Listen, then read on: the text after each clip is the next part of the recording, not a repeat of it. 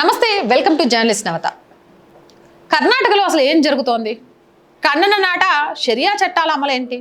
ఈ మధ్యకాలంలో సోషల్ మీడియాలో ఒక వీడియో వైరల్ అవుతుంది, మీరు అందరూ చూసే ఉంటారు. కొన్ని రిస్ట్రిక్షన్స్ పేర పూర్తి వీడియోని నేను మీకు చూపించలేకపోతున్నాను. ఒక ముస్లిం మహిళ ఒక అబ్బాయితో ఫ్రెండ్తో మాట్లాడినందుకు భర్త అనుమానించి మసీద్ దగ్గర తీసుకెళ్లడం, అక్కడ మత పెద్దలకు చెప్పడం, మత పెద్దలు షరియా చట్టాన్ని అమలు చేయడం. భారతదేశంలో షరియా చట్టం ఉందా? ఎలా అమలు చేస్తారు అసలు షరియా చట్టాన్ని? అమలు చేసే హక్కు ఎవరిచ్చారు? అసలు కర్ణాటక భారతదేశంలో భాగమని అర్థమవుతుందా? లేకపోతే ఎవరికి వాడు ఇష్టం వచ్చినట్టు మేము షరియా చట్టాలు పెట్టుకుంటాం, మా ఇష్టం వచ్చినట్టు ప్రవర్తిస్తామంటే ఆ షరియా చట్టాలు ఉన్న దేశంలోకి వెళ్ళిపోండి. కానీ భారతదేశంలో మీ పెత్తనం ఏంటి?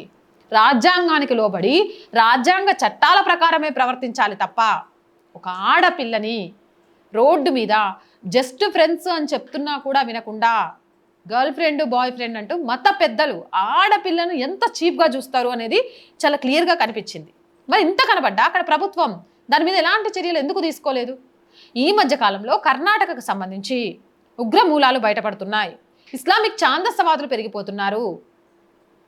రామేశ్వరం కెఫే సంఘటన చూసాము.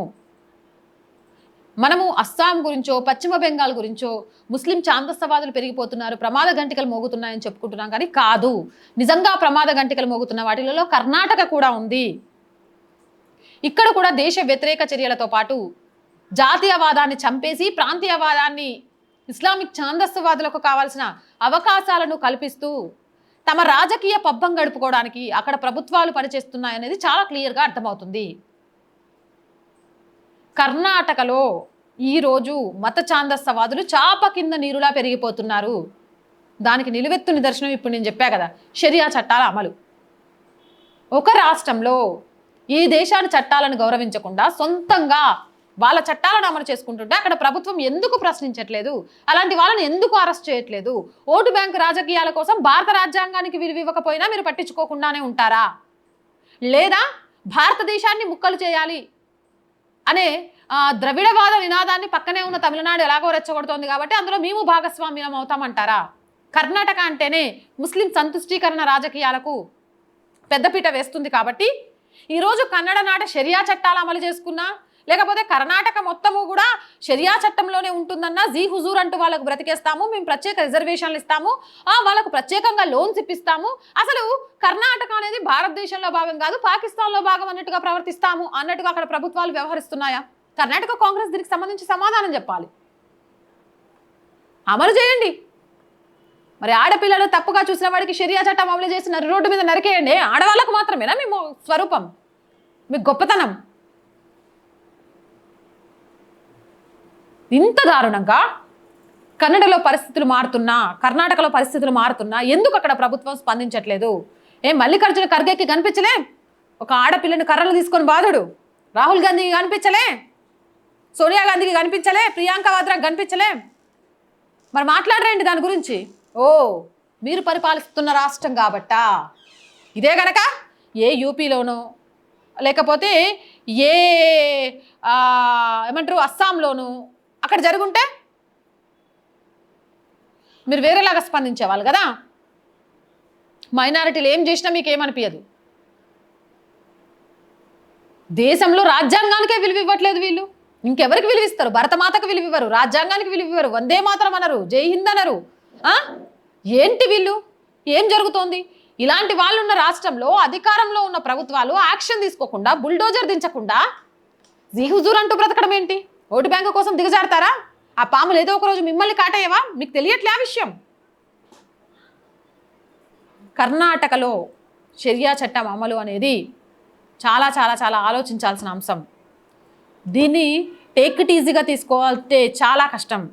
కేంద్ర ప్రభుత్వం అలాగే సెంట్రల్ నిఘా వ్యవస్థ అలాగే సెంట్రల్ హోమ్ మినిస్టర్ దీని మీద ప్రత్యేక దృష్టి పెట్టాల్సిన అవసరం ఉంది. పరిస్థితులు ఎంత దిగజారుతున్నాయి కర్ణాటకలో అని తెలుసుకోవాల్సిన అవసరం ఉంది. పశ్చిమ బెంగాల్గా పూర్తి రూపాంతరం చెందకముందే కర్ణాటకలో ఇలాంటి విషయాలకు అడ్డుకట్ట వేయాల్సిన అవసరం ఎంతైనా ఉంది. అవునంటారా కాదంటారా? మీ అభిప్రాయం ఏంటి కామెంట్ సెక్షన్లో పెట్టేయండి. అండ్ జర్నలిస్ట్ నవత ఛానల్ చూస్తున్న ప్రతి ఒక్కరు ఛానల్ని సబ్స్క్రైబ్ చేశారా లేదా అనేది ఒకసారి చెక్ చేయండి. సబ్స్క్రైబ్ చేయకుంటే వెంటనే సబ్స్క్రైబ్ చేయండి.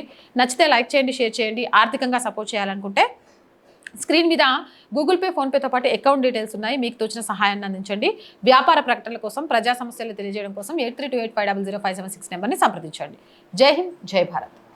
అలాగే చాలామంది వీడియోస్ చూస్తున్నారు, సబ్స్క్రైబ్ చేయడం మర్చిపోతున్నారండి. Please subscribe our channel. And మన కంటెంట్కి సంబంధించి వీలైనన్ని గ్రూప్లలో షేర్ చేయండి. అలాగే ఖచ్చితంగా లైక్ చేయండి. మీ లైక్స్ మాత్రమే ఒక వీడియో వైరల్గా మారడానికి కారణమవుతుంది.